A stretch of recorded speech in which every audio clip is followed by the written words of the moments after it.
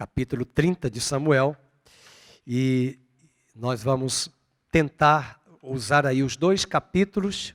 Hoje à noite, com a graça de Deus, pastor Felipe vai nos encerrar o livro de Samuel com o capítulo 31. Eu deixei a morte de Saul para ele, ele que falou tanto para a gente de Saul aqui, né? Mas nós temos estudado, tem sido muito gostoso estudar esse livro. Eu espero que você esteja assimilando e sendo edificado por cada ministração. É preciso perseverar. Alguém já disse que é preciso estudar a Bíblia toda e sempre, e leva tempo. Leva tempo. Essas histórias, elas são contadas para nos ensinar, para que por meio dessas experiências, eu e você aprendamos a lidar neste mundo, neste século em que vivemos. Portanto, vamos ficar de pé, quem está aqui no santuário, vamos ler o capítulo 30, eu vou deixar o 29 para fazer comentários à parte, porque o 29 é o cenário da guerra, que Saul vai morrer no capítulo 30, 31, e o 30 é um relato específico de Davi, que Deus vai trazer livramento a Davi em um momento tão importante, perigoso na vida de Davi. Vamos ler. Sucedeu, pois, que chegando-se Davi e os seus homens ao terceiro dia, a Ziclag, já os amalequitas tinham dado com ímpeto contra o sul, e Ziclag e a esta ferido e queimado. Tinham levado cativas as mulheres que lá se achavam, porém a ninguém mataram, nem pequenos, nem grandes, tão somente os levaram consigo e foram seu caminho. Davi e os seus homens vieram à cidade, e ei-la queimada, e suas mulheres, seus filhos e suas filhas eram levados cativos. Então Davi e o povo que se achava com ele, ergueram a voz e choraram, até não terem mais forças para chorar. Também as 2 mulheres de Davi foram levadas cativas, Ainoã, a Jezreelita, e Abigail, a viúva de Nabal, o carmelita. Davi muito se angustiou, pois o povo falava de apedrejá-lo, porque todos estavam em amargura, cada um por causa de seus filhos e de suas filhas. Porém Davi se reanimou no Senhor seu Deus. Disse Davi a Abiatar, o sacerdote, filho de Aimeleque: traze-me aqui a estola sacerdotal. E Abiatar a trouxe a Davi. Então consultou Davi ao Senhor, dizendo: perseguirei eu o bando? Alcançá-lo-ei? Respondeu-lhe o Senhor: persegue-o, porque de fato o alcançarás e tudo libertarás. Partiu, pois, Davi, ele e os 600 homens que com ele se achavam, e chegaram ao ribeiro de Besor, onde os retardatários ficaram. Davi, porém, e 400 homens continuaram a perseguição, pois que 200 ficaram atrás, por não poderem, de cansados que estavam, passar o ribeiro de Besor. Acharam no campo um homem egípcio e o trouxeram a Davi. Deram-lhe pão e comeu, e deram-lhe a beber água. Deram-lhe também um pedaço de pasta de figos secos e 2 cachos de passas, e comeu. Recobrou então o alento, pois havia 3 dias e 3 noites que não comia pão, nem bebia água. Então lhe perguntou Davi: de quem és tu e de onde vens? Respondeu o moço egípcio: sou servo de um amalequita, e o meu senhor me deixou aqui porque adoeci há 3 dias.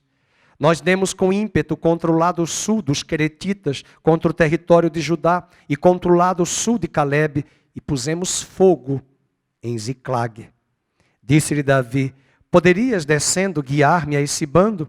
Respondeu-lhe: jura-me por Deus que não me matarás, nem me entregarás nas mãos de meu senhor, e descerei e te guiarei a esse bando. E descendo guiou, e eis que estavam espalhados sobre toda a região, comendo, bebendo e fazendo festa por todo aquele grande despojo que tomara da terra dos filisteus e da terra de Judá.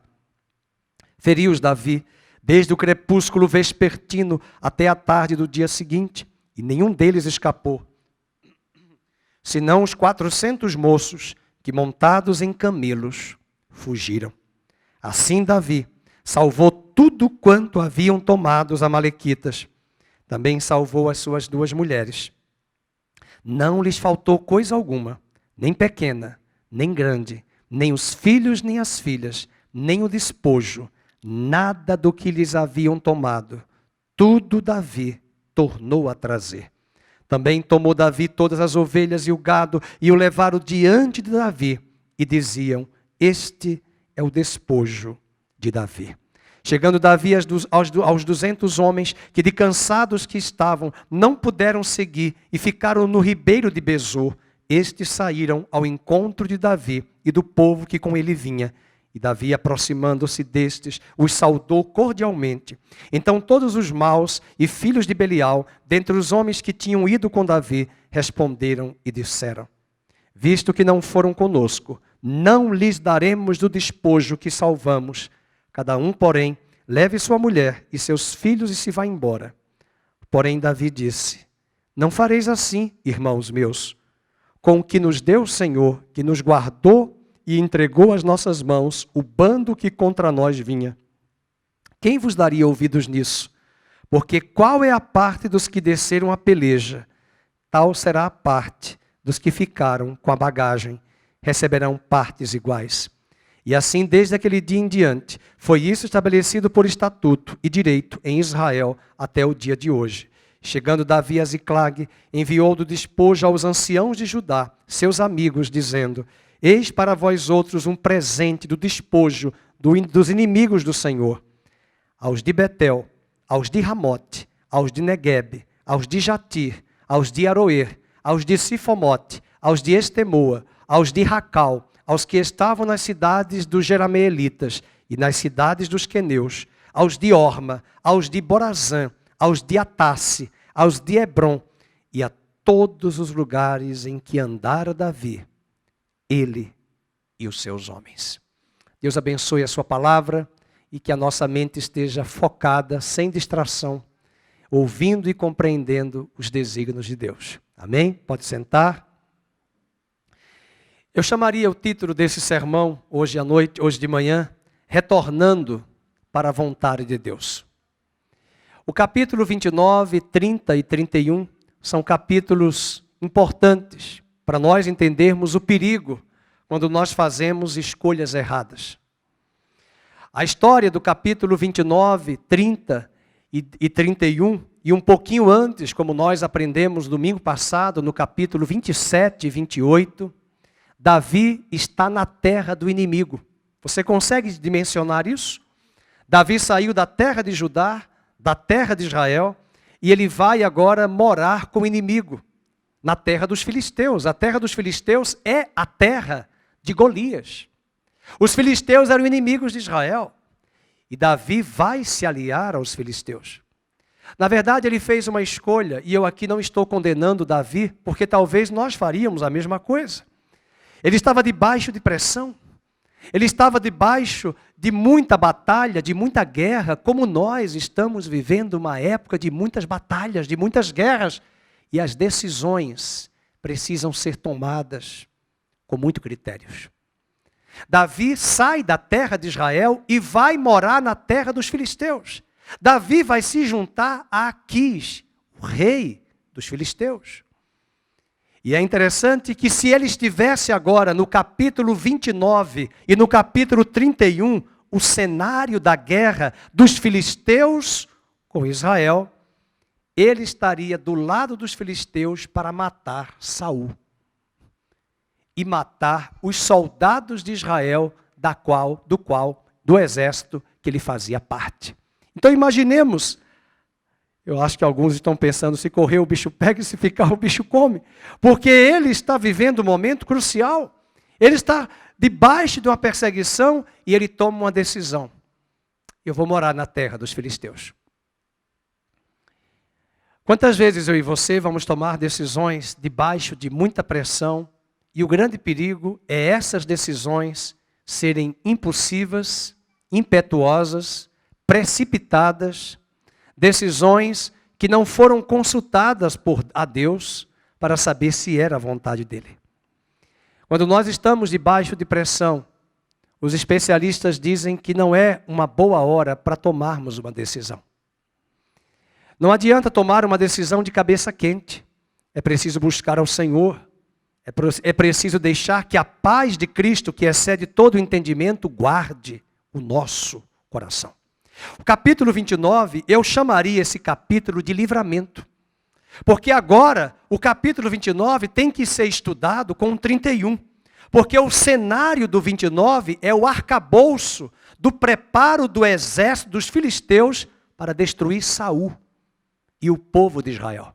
E sabe quem está na caravana para matar Israel, matar Saul? Davi.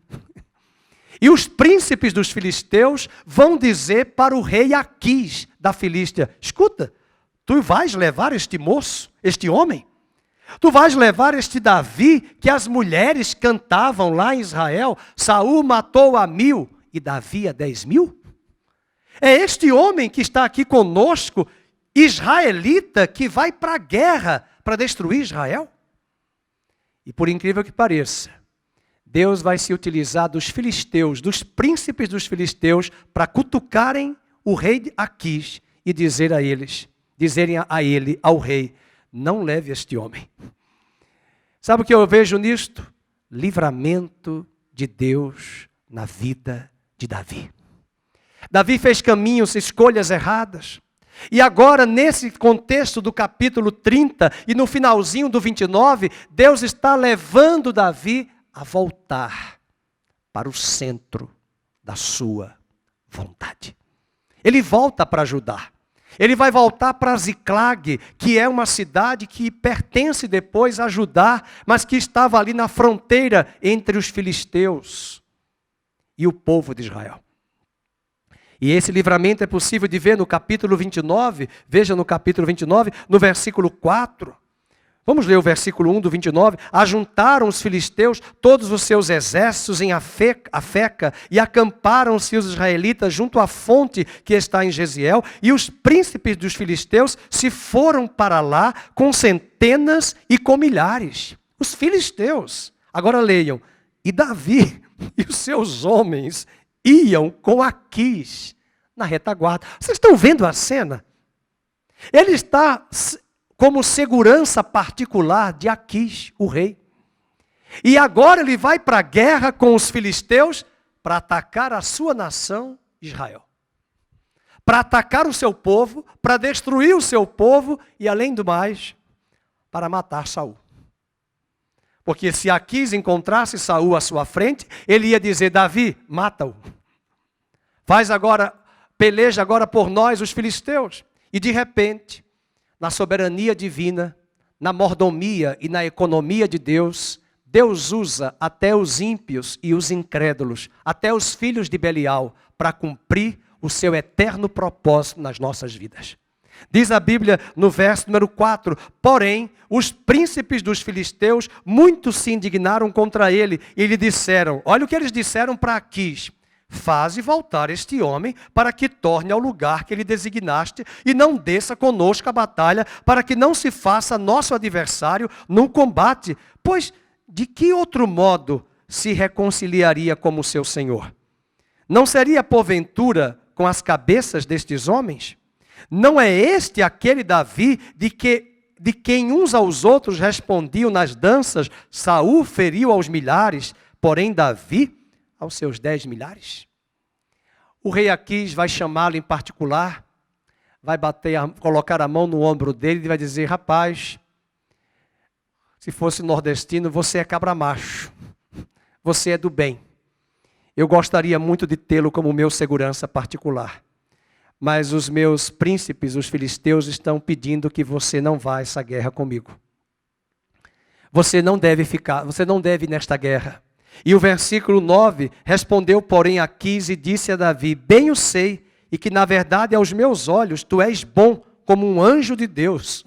O príncipe da Filístia, o rei, está dizendo: tu és um anjo de Deus. Porém os príncipes dos filisteus disseram: não suba este conosco à batalha.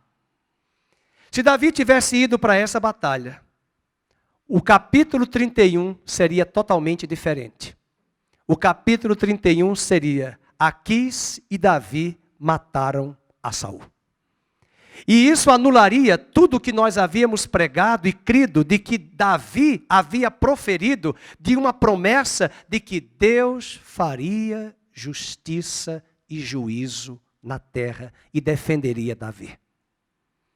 Esse é o grande perigo quando nós fugimos da vontade de Deus e vamos para o território do inimigo. Nós ficamos vulneráveis, nós ficamos frágeis, nós ficamos suscetíveis a juízo mais severo, porque saímos da vontade de Deus. E agora, circunstancialmente, por divina providência, esses príncipes pressionam Aquis e o próprio Aquis estimula Davi a voltar para Ziclag, que é a terra de Judá.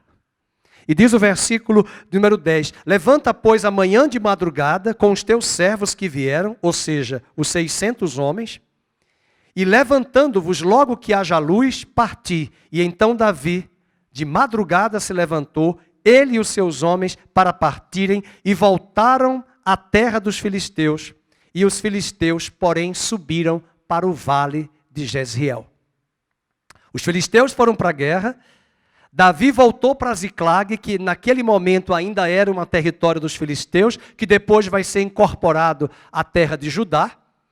E agora começa o capítulo 30. E o capítulo 30 vai nos mostrar que ele não foi para a guerra, que ele não foi para a batalha. E meus irmãos, e aí eu começo o meu sermão de onde eu queria. Quando ele volta para a vontade de Deus, quando ele volta para a terra de Ziclag, quando ele volta para aquela terra que o próprio rei Aquis havia pedido, ao chegar ali, ele enfrenta uma outra guerra.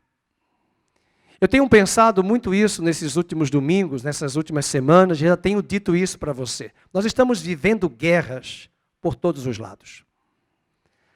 Após a Segunda Guerra Mundial, Estados Unidos e Rússia polarizaram uma guerra chamada Guerra Fria. Não era uma guerra física, literal, mas era uma guerra ideológica. E nós estamos enfrentando um período de guerra por todos os lados. Paulo diz que é lutas por fora e combates por dentro. É luta contra o pecado, é uma luta contra a carne, é uma guerra contra o inimigo, mas também é uma guerra contra ideologias. É uma guerra agora que se levanta contra o cristianismo. De forma assustadora se levanta uma guerra contra os cristãos, em todos os sentidos. E nós estamos enfrentando guerras políticas, econômicas, guerras que nos cercam por todos os lados. Veja o capítulo 30, verso 1. E sucedeu, pois, que chegando Davi, os seus homens, ao terceiro dia, a Ziclag. Quem é que está lá em Ziclag? Ali é a terra dos filisteus. Os amalequitas acabaram de invadir a terra que Davi estava morando com os seus 600 homens. E eu queria que você marcasse em sua Bíblia a palavra amalequita, porque nós cantamos agora uma música, quem pode livrar como o Senhor? E o Senhor estendeu a sua mão e nos deu a vitória. E de onde veio esta música? De Êxodo, capítulo 17. E sabe o que está lá em Êxodo 17? Apague a memória de Amaleque. Apague a memória de Amaleque. E diz a Bíblia que Arão e Ur sustentaram as mãos de Moisés, e enquanto as mãos estavam estendidas, Deus fazia Israel prevalecer contra Amaleque. E foi nesse contexto de Êxodo 17 que o nome de Deus foi levantado e dito: hoje este lugar se chamará Yavé Nissi, o Deus, a nossa vitória. Apague a memória de Amaleque. E o Senhor deu a vitória contra Amaleque. E agora Amaleque, uma figura de Satanás, não baixa a guarda. Amaleque vem invadir a terra de Ziclag. Mas eu diria que até essa guerra, até esse ataque dos amalequitas foi importante. Sabe por quê? Porque Davi tira o foco da guerra de Saul e vai guerrear com os amalequitas. E enquanto ele está defendendo as guerras contra Amaleque, que Deus pediu em Êxodo 17, Deus está cuidando de Saul e fazendo justiça. Só ouvi um amém da irmã Bia. Vocês estão entendendo o raciocínio? Quem foi que disse que deveria fazer guerra contra Amaleque? Deus. E agora Davi está voltando para a terra. Eu acho que ele estava tão cansado. E ele pensou, eu vou descansar. E quando chegou, meus queridos, foi outra guerra tão crucial que a Bíblia diz que essa guerra, para destruir os amalequitas que estavam ali. Quando ele foi destruir os amalequitas, aonde eles estavam, porque eles fugiram, levaram as mulheres, inclusive as mulheres de Davi, levaram as mulheres dos 600 homens, levaram as crianças. E a Bíblia diz que de uma tarde até a outra tarde, Davi e os seus homens, 400 homens, guerrearam contra os amalequitas. Agora imagine a cena, durante toda essa guerra, concomitante, está acontecendo a guerra dos filisteus contra Saul e Israel. Quem deveria estar naquela guerra pelos planos humanos? Davi. Mas Deus traz Davi de volta para a vontade dele. E Davi vai destruir os amalequitas. E Deus vai dizer a ele, pode ir, eu vou dar a vitória. Nós acabamos de ler. E aí chegamos nesse arcabouço do capítulo 30, e diz o versículo 1. Estava tudo queimado, tudo ferido. E tinham levado cativas as mulheres que lá se achavam, verso 2. Porém a ninguém mataram, nem pequenos, nem grandes, tão somente os levaram consigo e foram seu caminho.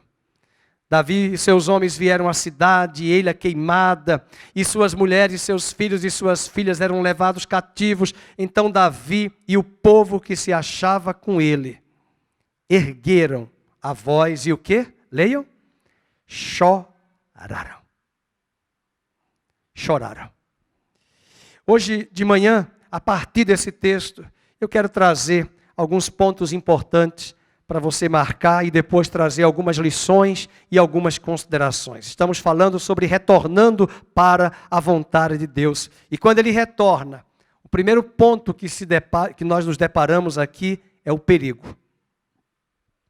Talvez o Senhor tenha permitido o ataque a Ziclag a fim de incentivar a Davi a sair do território do inimigo. Talvez o Senhor permitiu esse mesmo ataque dos amalequitas. E talvez você está perguntando por que tanta coisa está acontecendo nessa pandemia. Por que tanta coisa, tanta manipulação, tanta ação do homem, tanta ação das trevas? E aonde está o braço forte do Senhor? O braço forte do Senhor, ele está no seu trono, assentado, reinando, governando soberanamente e dando estratégias à igreja dele, que ouvirá dele a direção e o caminhar para esses dias maus. E se estivermos fora da sua vontade, ele vai criar caminhos para que voltemos a ficar focados naquilo que é essencial, a vontade dele para as nossas vidas. Talvez o Senhor tenha permitido o ataque a Ziclag a fim de incentivar Davi a sair do território do inimigo e voltar para Judá. Os líderes amalequitas, eles sabiam que Davi e os filisteus estavam lá na terra de Gate e que toda a atenção estava voltada para a guerra dos israelitas. Era o momento perfeito de desforrar-se de Davi por seus ataques e ainda de conseguir alguns despojos. E uma vez que a maioria dos homens estava com Davi, os homens de Ziclag não tinham como oferecer qualquer resistência, de modo que os invasores simplesmente raptaram o povo e levaram toda a riqueza que puderam encontrar. E nessa batalha que nós estamos enfrentando de pandemia, o inimigo está querendo minar muito mais tesouros, riquezas escondidos em Cristo que estão em nós. Essa guerra é tão cruenta, essa guerra da pandemia que estamos vivendo, que é uma realidade, da doença, das ações dos homens, das ações das trevas, nós também temos que entender que o nosso foco não é a pandemia, o nosso foco é uma grande guerra. Querem saquear os nossos tesouros, as nossas riquezas, a nossa firmeza na rocha inabalável que é Cristo Jesus. As trevas têm tentado sobre isso, minar, tirar as nossas forças, drenar as nossas energias. Eles queimaram a cidade, o que para eles foi um ato de vingança, mas que da parte do Senhor talvez tenha sido uma mensagem mostrando a Davi que era a hora de pensar em voltar para Judá. Quantas vezes nós vamos estar mergulhados em guerras e Deus vai nos fazer lembrar, o seu lugar não é aqui. Eu estou usando esta guerra para que você volte para o centro da minha vontade. Você é de Belém, Davi. Você nasceu em Belém. Belém é de Judá. Volta para as tuas raízes. Volta para a tua casa, volta para a tua terra, sai da Filístia, sai desta aliança. Não há proteção na terra dos filisteus. Eu sou a tua proteção, Davi. Eu sou o teu escudo, eu sou a tua fortaleza. E quando eles olham aquele cenário de toda a cidade queimada, nós só podemos imaginar o horror e a tristeza de Davi de ter visto ali seus 600 homens perdendo uma grande batalha. A batalha da sua família, do seu casamento, dos seus filhos. Diz a Bíblia que estes homens choraram imensamente, que chegaram a não ter mais forças para chorar. Verso 4. Então Davi e o povo que se achava com ele ergueram a voz, choraram até não terem mais forças para chorar. Inclusive, na própria casa dele, as duas mulheres foram levadas cativas. E o texto, versículo 5 diz, Ainoã e a Abigail, a viúva de Nabal. O verso 6 diz que Davi se angustiou, muito se angustiou, pois o povo falava de apedrejá-lo. Porque eu sempre quero buscar um culpado quando as tragédias acontecem. Isso é muito claro de ver a forma como os setores da sociedade dizem o tempo todo que o presidente é um genocida. Acho que eles nem sabem o que é genocida. Mas assim como fazem isso com o presidente, nós fazemos com as pessoas. Nós queremos dizer que elas são as culpadas. Que eles são culpados. Mas é hora de pensarmos e dizer para nós mesmos que o erro pode estar em nós. Estas coisas que estão acontecendo é porque Davi também fugiu da vontade de Deus. Davi quase participou de um conluio dos filisteus para destruir Israel. Ele está na terra do inimigo. Sua cidade havia sido incendiada. Outros capítulos atrás nós estudamos que o rei Aquis foi ele que entregou Ziclag para Davi. Ziclag foi a terra que Davi e os 600 homens moraram. Veja, 600 homens, fora o número de mulheres e fora o número de crianças. Deveria ter ali mais ou menos o quê? Umas 2 milhões de pessoas. Pastor Felipe já fez assim. 2 milhões de pessoas naquela cidade Ziclag. 2 mil, que 2 milhões? 2 mil. Poxa vida, que corretor. Eu estava pensando hoje em Êxodo, os 600 mil homens. Eu pensei em 600 mil, por isso falei 2 milhões, porque eu estava lendo o livro de Êxodo. 600 mil homens passaram a pé, de homens. Fora as mulheres. Na casa de família judia daquela época, não tem essa de ter só um filho. É no mínimo 3. Ou 5. A minha avó teve 16. Então você imagina quantos filhos. Aí multiplica, é exponencial. E dizem alguns historiadores, quando eles saíram do Egito, 3 milhões de pessoas. Imagina a multidão. Não tem nem cidade. Hoje, Campinas, a região metropolitana, 2 milhões de pessoas. Imagine esse número, essa grande multidão atravessando o Mar Vermelho. Fora as cabras, os novilhos, as ovelhas, as galinhas, os bois. E ainda as riquezas que o Egito entregou para o povo de Israel. Mas isso é outro capítulo, isso é a história de Êxodo que nós podemos aprender. Querido, foi pela misericórdia do Senhor que os amalequitas pouparam as mulheres e as crianças, porque os amalequitas eram cruéis. Eles matavam a todos e às vezes degolavam e decapitavam. Os homens se acabaram de tanto chorar, e o verbo que está aqui na Septuaginta significa que uma figura de que eles foram espremidos contra um canto, da mesma forma que um oleiro aperta a argila dentro de um molde. É a mesma figura.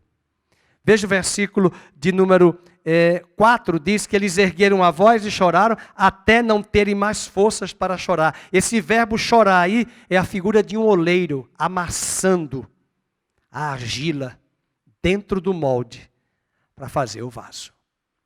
É o que muitos de nós, é o que este Brasil e as nações e muitas famílias, inclusive igrejas, têm sofrido. Nós temos perdido parentes. Nós temos perdido familiares, vizinhos. Aqueles homens estão chorando porque eles perderam as mulheres. Embora elas não haviam morrido, os filhos também, eles perderam. E quando nós começamos a perder aquele bem mais precioso, que para nós deveria ser a família, o nosso cônjuge, o nosso filho, a nossa filha, esse é o nosso maior patrimônio. E quando nós perdemos isto, nós perdemos muitas vezes a razão do nosso viver. Esses homens se angustiaram. Esses homens entraram em desespero, mas Deus estava ensinando a Davi, Deus estava ensinando aqueles homens que o lugar deles não era a Filístia. O lugar deles era a terra de Israel e a terra de Judá.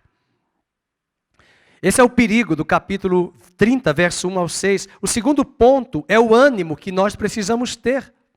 Porque as pessoas reagem de maneiras diferentes às mesmas circunstâncias.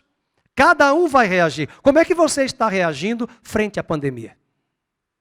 É o mesmo problema, mas cada um vai ter reação distinta. Pois aquilo que a vida faz conosco depende daquilo que ela encontra dentro de nós. Aquilo que a vida faz conosco vai depender daquilo que a vida encontra dentro de cada um de nós. Se te mostras fraco no dia da angústia, o que é que diz Salomão? Quão pequena é a tua força. Talvez é nesta hora que nós vamos começar a perceber que a nossa casa está edificada na areia. Talvez nós vamos começar a perceber que nós vamos domingo à igreja, todos os domingos há anos, mas nós não temos relacionamento com Deus. Nós não conhecemos a Deus. Nós podemos viver uma vida religiosa, ter uma tradição de anos, 40 anos numa igreja, mas nosso coração não está em Deus. E quando as tragédias chegam, quando as perdas acontecem, as pessoas também vão reagir de maneiras distintas às mesmas circunstâncias. É interessante que Apocalipse diz que enquanto Deus operava juízos na terra, que vai operar e já está operando, duas classes de pessoas são citadas. Uma que vai louvar e exaltar. Você vai dizer, são bipolares? Elas vão louvar porque as tragédias estão acontecendo? Não. Elas vão louvar porque o que está acontecendo foi o que Deus falou.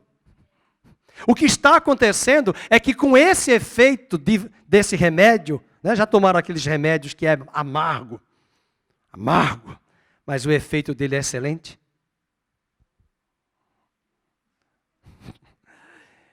Minha esposa tem uma receita muito boa, que passaram para ela, que eu já fiz o teste. Quando você tiver com vontade de vomitar, com azia, pega uma folha de boldo, umas 3 folhas, 4, amassa, pisa e toma na colher de sopa. Com água. Irmãos, é amargo só. Minutos depois o efeito chegou de refrigério daquele queimor no estômago. É fel, mas que Deus transforma em mel. É fel que Deus transforma em mel. Só tira uma letra, F, e coloca M.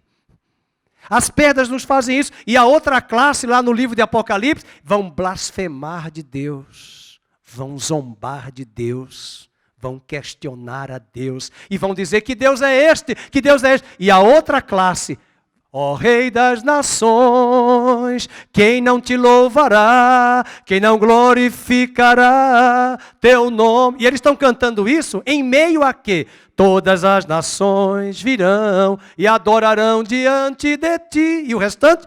Pois os teus atos de justiça, de juízo, se fizeram manifestos. É porque esse povo que está cantando não está louvando a tragédia, não.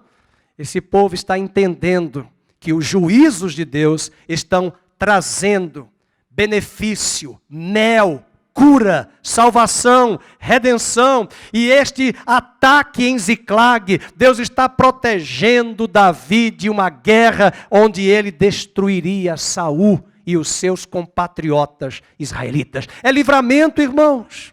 É livramento de Deus. Como é que você está reagindo aí às crises, à pandemia? Você está com raiva de Deus, magoado com Deus, questionando a Deus, pastor, eu perdi tudo, o comércio não fecha, as autoridades. Deus vai dar estratégia nova para você. Deus é Deus de recomeços. Deus é Deus de recomeço. Quem sabe Ele pode te dar um novo lugar, uma nova cidade, um novo rumo, uma nova direção. Nós só ficamos olhando o caos, a tragédia, e a mídia já se encarrega disso, setores da imprensa. O mundo não nos dá esperança. E cuidado até com pessoas da igreja que são negativistas, pessimistas ao extremo. Elas só enxergam o caos. Nunca vem uma palavra de encorajamento. E Deus é especialista de, no meio das trevas, dizer: haja luz. Haja luz, haja luz, haja luz. Há trevas, há escuridão, haja luz. Nós precisamos de ânimo.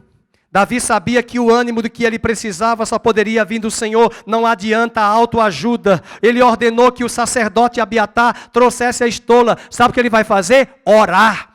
Veja o versículo número 7. Disse Davi a Abiatar, o sacerdote, filho de Ameleque: traze-me aqui a estola sacerdotal. E Abiatar trouxe. O que é isso? Chama o sacerdote, vamos orar.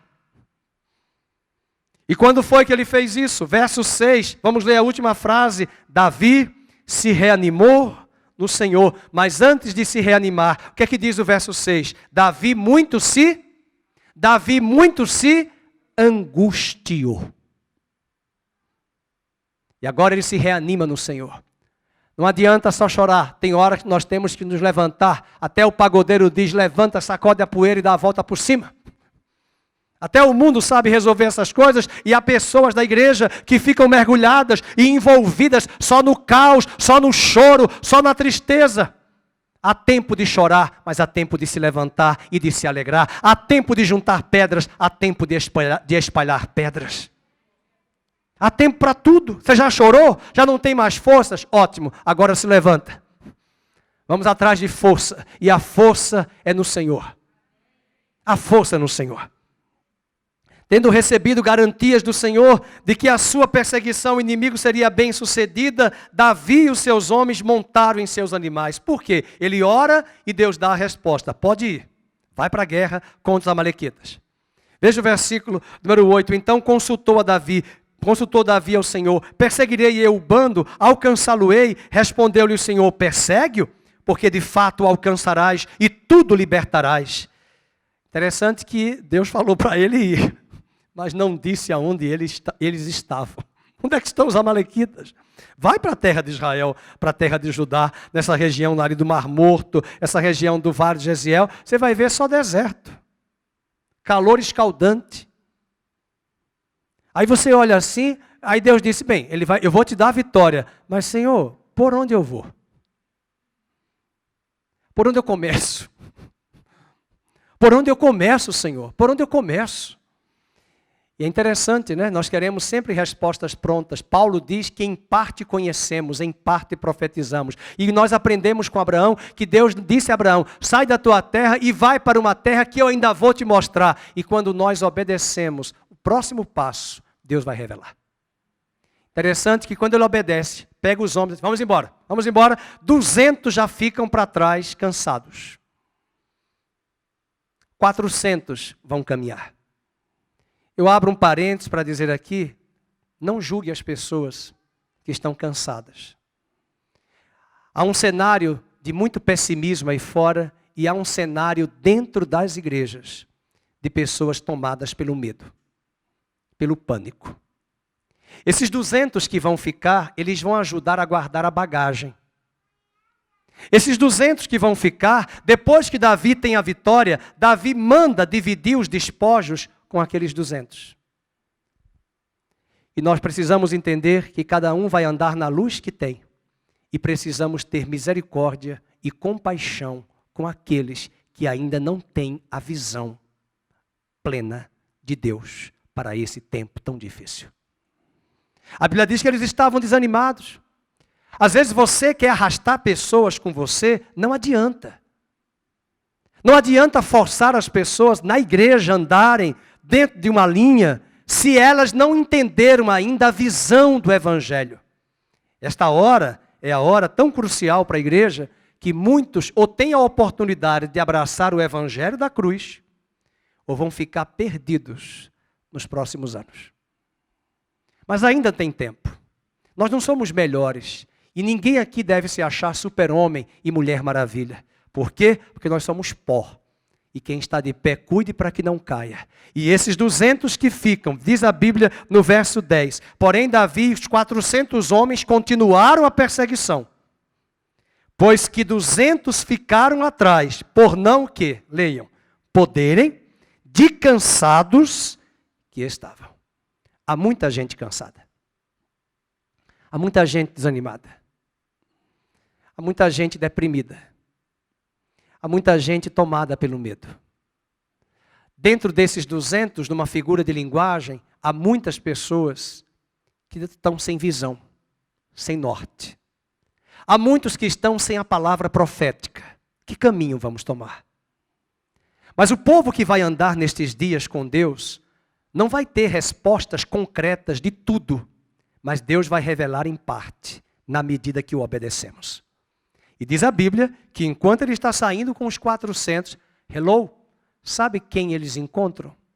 Um servo egípcio abandonado pelo senhor Amalequita, que estava na invasão a Ziclag, que conta tudo para Davi e leva eles aonde estava o acampamento dos Amalequitas. Irmãos, se fosse um culto aí de uma igreja bem pentecostal, alguém diria, é de Deus. E é de Deus mesmo. É de Deus.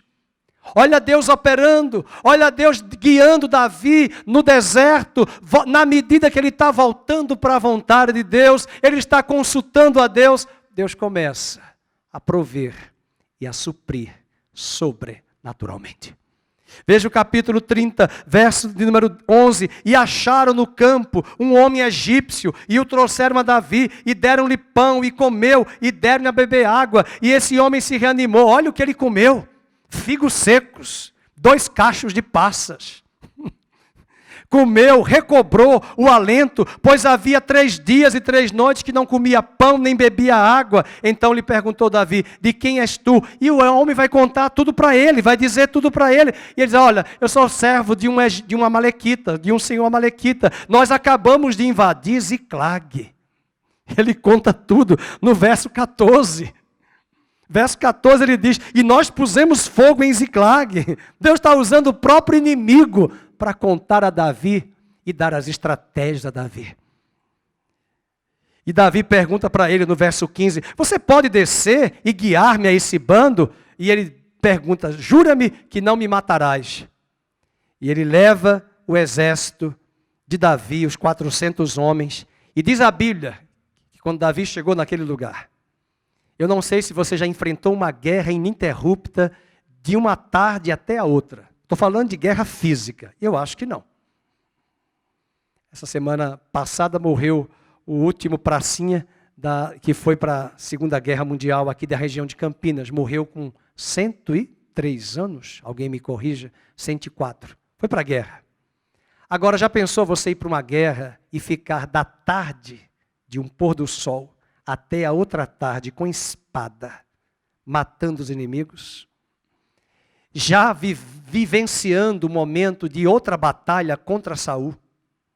Agora outra batalha que ele se somou aos filisteus para matar Saul. E agora Deus traz ele a Ziclag. E ao chegar em Ziclag, perdeu as mulheres, perdeu os filhos, cidade queimada. E sem ânimo, recobra ânimo no Senhor e vai ao deserto. E encontra no deserto o acampamento dos amalequitas. E ao chegar lá, Deus diz, prepara a espada para a guerra.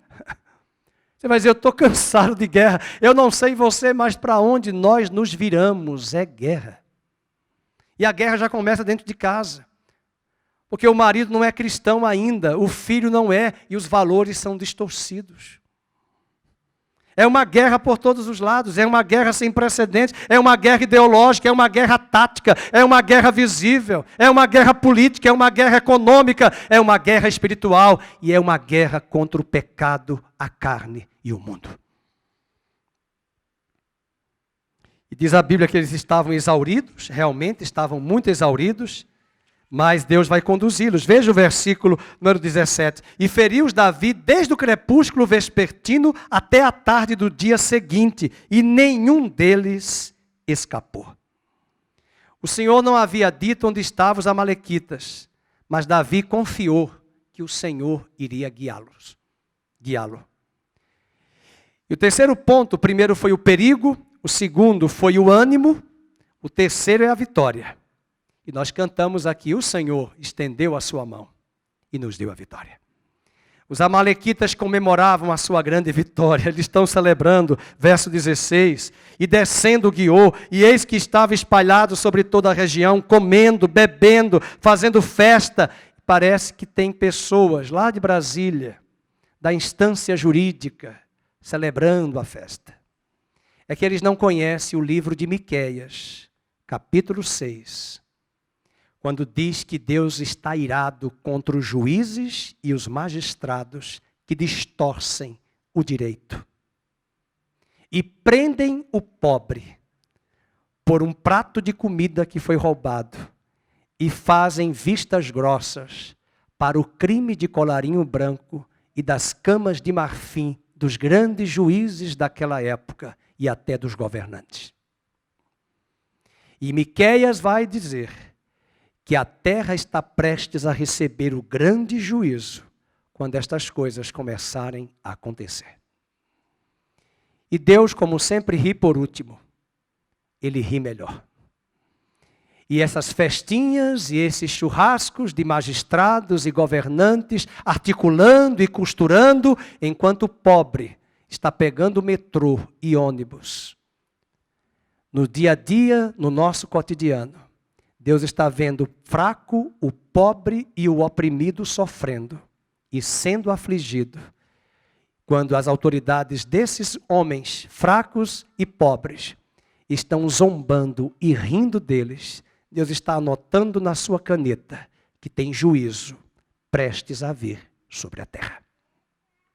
Os amalequitas estavam celebrando e repentinamente o juízo de Deus chega.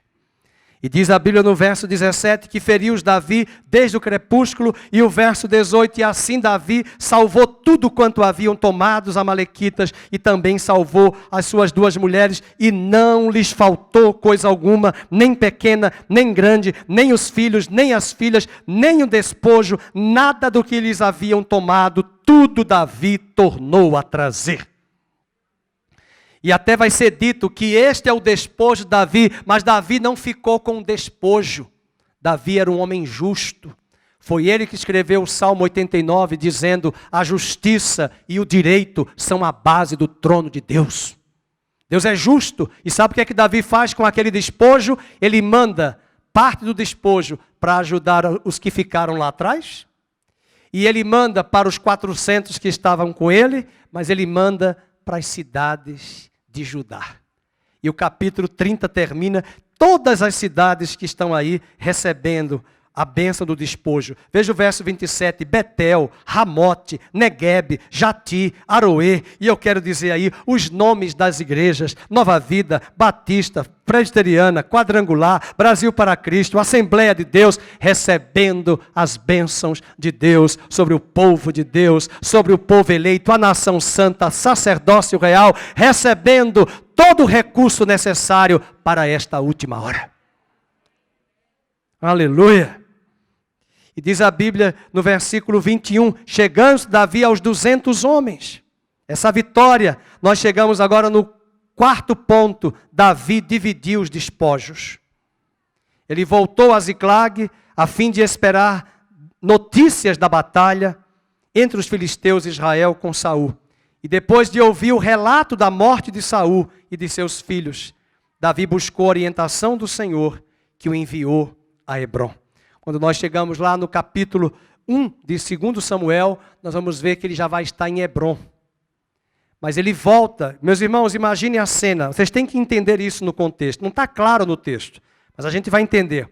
Quando ele está voltando para a guerra, quando ele está voltando para a terra de Ziclag, Saul está sendo julgado por Deus. E Deus está livrando Israel do juízo né, de tudo aquilo que Saul semeou. E está dando uma nova oportunidade para Israel de Davi assumir a coroa, se assentar no trono e reinar a partir da cidade de Hebrom. Portanto, eu chamo a atenção dos irmãos nessa vitória, o cuidado de Davi com aqueles 200. Versículo 21, os 200 homens que estavam cansados, não puderam seguir e ficaram, e estes saíram, e a Bíblia diz que Davi os saudou cordialmente. E os 400 homens disseram assim: o Senhor vai dar ajuda para eles? Eles ficaram para trás. Eles não nos deram apoio, eles estavam cansados. Mas um cristão, ele não lida com o mal, revidando o mal com o mal. Ele revida com o bem.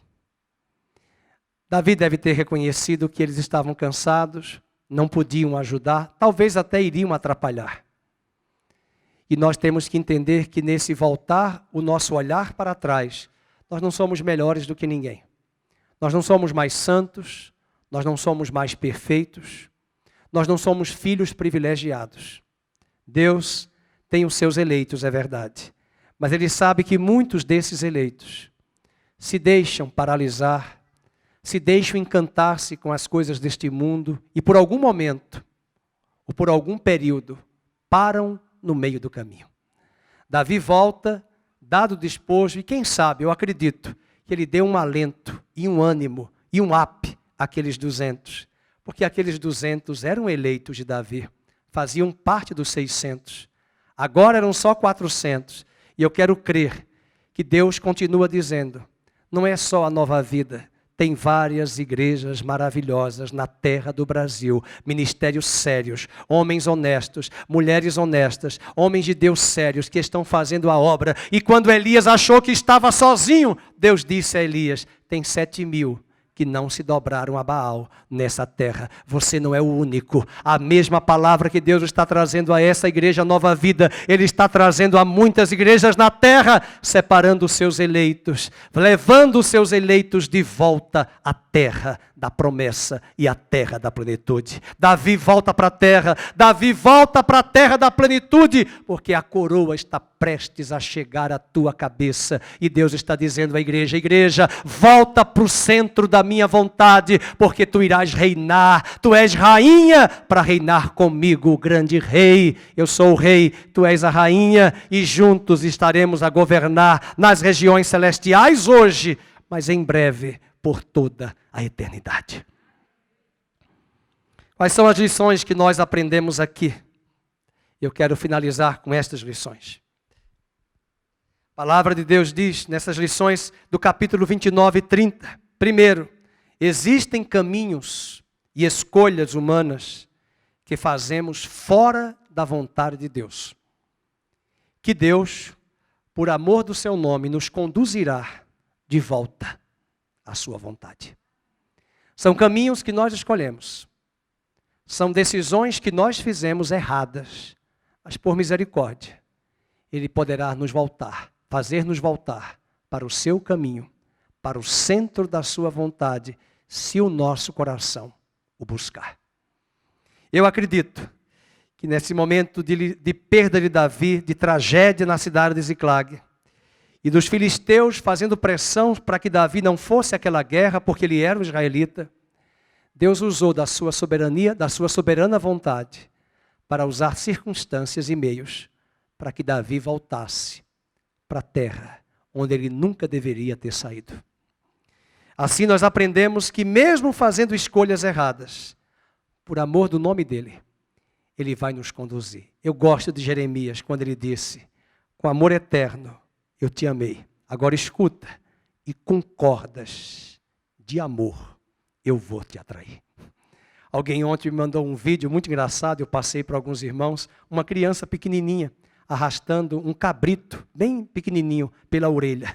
E aí a pessoa colocou, é assim que alguns pastores vão trazer as suas ovelhas para a igreja, pós-pandemia. E a criança de 3 aninhos arrastando um cabrito, e ele querendo ficar, e ela puxando pela orelha o cabrito.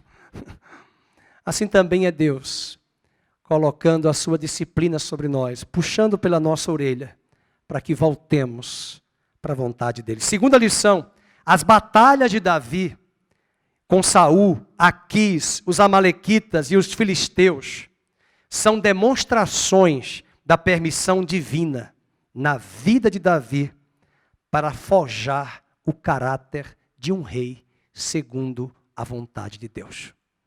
Todas as guerras que Davi enfrentou, inclusive os erros dele, se envolvendo em mais guerras, além da guerra de Saul contra ele, era Deus usando essa matéria-prima para forjar o caráter de Davi.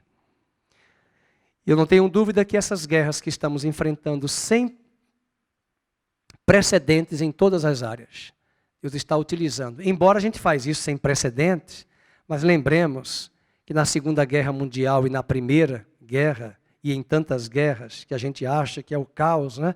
Como aconteceu aqui, a febre, a gripe espanhola, a febre amarela em Campinas, eles não tinham WhatsApp. Eles não tinham televisão. Eles não tinham telefone. Eles não tinham smartphone. Hoje, um paciente de Covid, fora da intubação, consegue falar com os familiares por uma ligação no FaceTime. Mas os da gripe espanhola não. E às vezes, quando nós olharmos as histórias das pandemias, das pestes, das guerras, nós não podemos dizer que é sem precedentes, porque nós temos visto que nós temos até recursos. O grande problema é que temos recursos demais, mas não temos confiança em Deus e esperança em Deus. Esses homens não tiveram. E talvez muitos fariam o que outros estão fazendo aqui hoje, entrar no desespero, porque uma vida sem Deus é para nos levar ao desespero.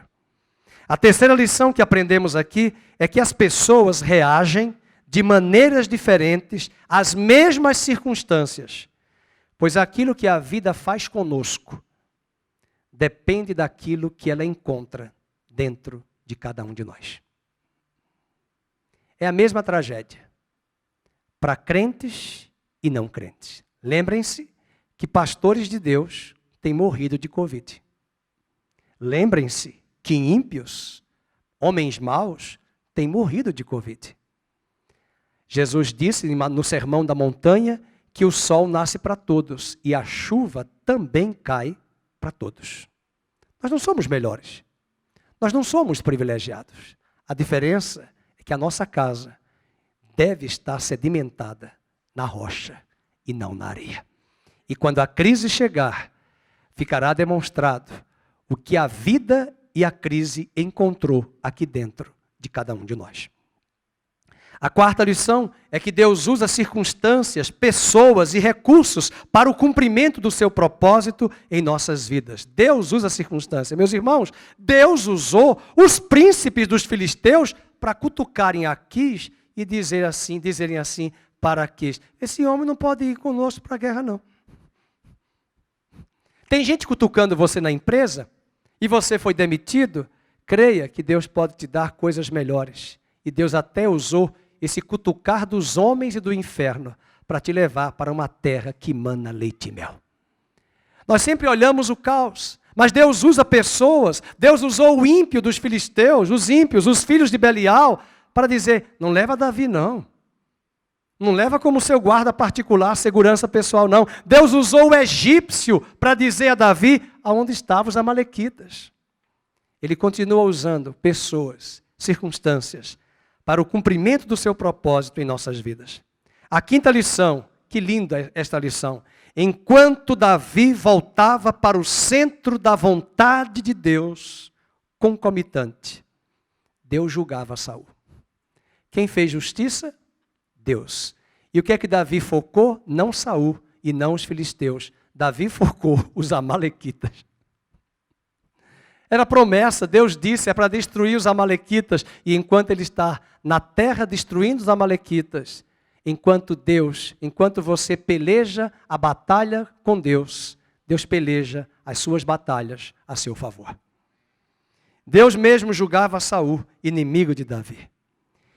E a última lição, nós devemos usar de compaixão com aqueles que ficaram para trás. Lembre-se, nós não somos melhores do que ninguém. Muita gente vai se converter nos dias de juízo. E muitas pessoas vão se somar conosco. Muitos da igreja vão esfriar, vão apostatar.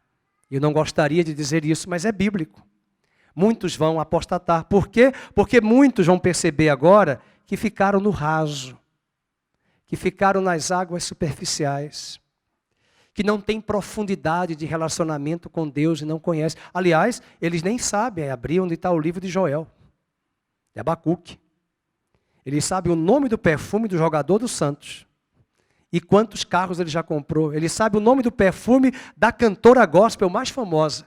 Sabe a agenda toda do cantor famoso. Mas eles não sabem a carta de Paulo aos Romanos. O Sermão do Monte, do capítulo 5, 6 e 7, que é o melhor sermão de Jesus. São pessoas que têm anos de igreja e ficam para trás. E nós que estamos aqui na frente, se é que estamos, quem sou eu para dizer? Na frente da batalha. Não podemos usar de soberba, arrogância e prepotência. Porque quem está de pé, cuide para que não caia. E usemos de compaixão e de misericórdia. E estendamos as mãos para aqueles que estão perdidos e perplexos, possamos ser pontes, esteio, para guiá-los ao centro da vontade de Deus e repartir aquilo que Deus tem compartilhado conosco. Davi compartilha daqueles despojos com várias cidades de Davi, de Judá, e nós devemos compartilhar estas verdades que temos aprendido aqui para multidões que estão precisando, que estão frias e distantes do reino de Deus. Que Ele nos ajude. Hoje vamos ver o desfecho do capítulo 31, a morte de Saul, e Deus preparando o caminho para a coroa chegar em Davi. O que Davi não sabia é que todos esses bastidores e arcabouço eram preparos para ele receber a coroa e não fazer a mesma coisa que Saul fez. Deus queria um vinho novo em odres novos. E Deus estava preparando Davi, um homem, segundo o seu coração, para receber a coroa e ser coroado. Nós vamos ver isso a partir do capítulo 2 e 3 do segundo livro de Samuel, no próximo domingo de manhã.